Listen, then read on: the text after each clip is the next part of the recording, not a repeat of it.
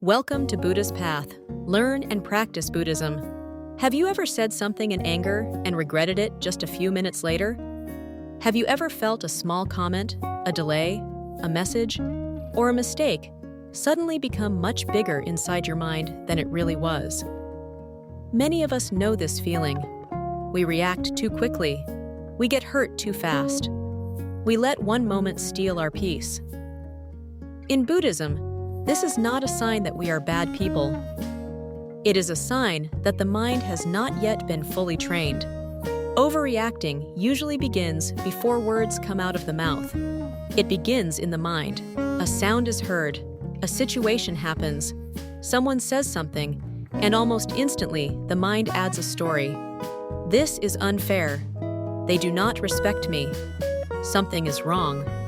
I must defend myself.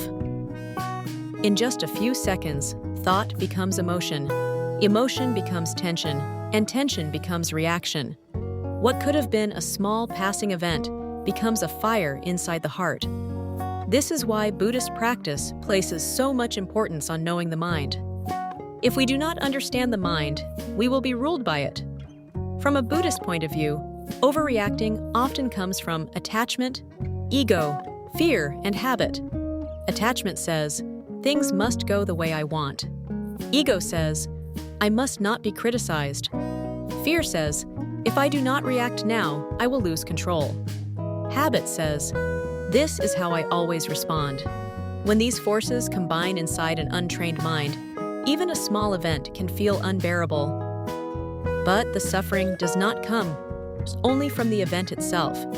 Much of it comes from the way the mind grasps, resists, and creates extra pain around what is happening. Think carefully about your own life. How many times have you suffered more from your reaction than from the original problem? A harsh word may last a few seconds, but the anger we carry can last all day. A misunderstanding may be small, but if pride joins it, the wound grows larger. A fear may arise in the body, but if the mind feeds it with stories, it becomes overwhelming. This is why the Buddha taught that suffering is deeply connected to clinging and ignorance. We do not simply experience life. We hold, push, resist, and react to life, and then we suffer from the movement of our own mind. The good news is that Buddhist mind training gives us another way. The first D is mindfulness. Mindfulness means seeing clearly what is happening inside us in the present moment. It is the ability to notice anger is arising. Fear is here. My body is tightening. My mind wants to attack, defend, or run away. This noticing is very important because when we see clearly, we are no longer completely lost inside the reaction. A small space begins to open, and in that space, freedom becomes possible. That pause is the beginning of wisdom. Before reacting, breathe. Feel one full breath enter the body and leave the body. Then another. Return to the body. Feel your feet on the ground.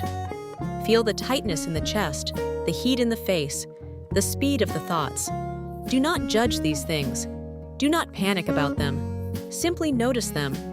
When you do this, you are no longer obeying the emotion immediately. You are training the mind to stay present instead of becoming a servant to impulse.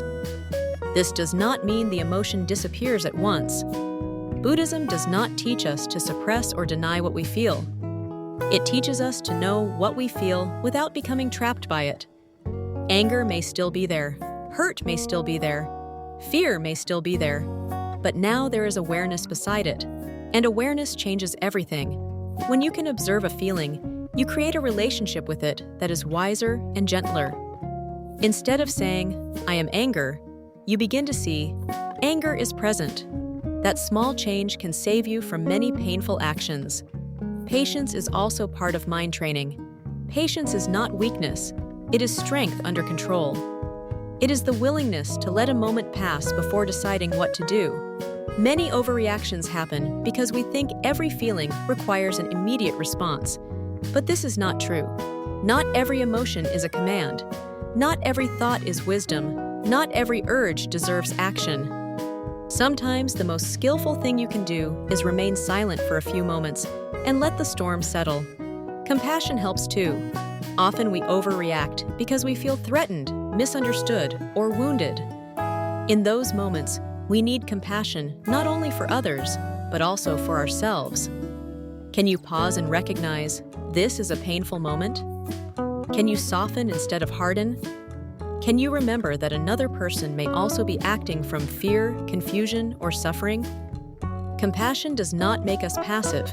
It makes us less likely to add more pain to an already painful moment. In daily life, this practice can change everything. In family conflict, it helps us listen before speaking. In criticism, it helps us separate truth from wounded pride. In stress, it helps us breathe before panic grows. In hurt feelings, it helps us respond with honesty instead of emotional violence.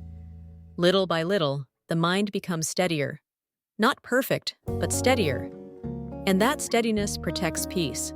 So the next time you feel yourself about to overreact, pause and ask, what is happening in my mind right now?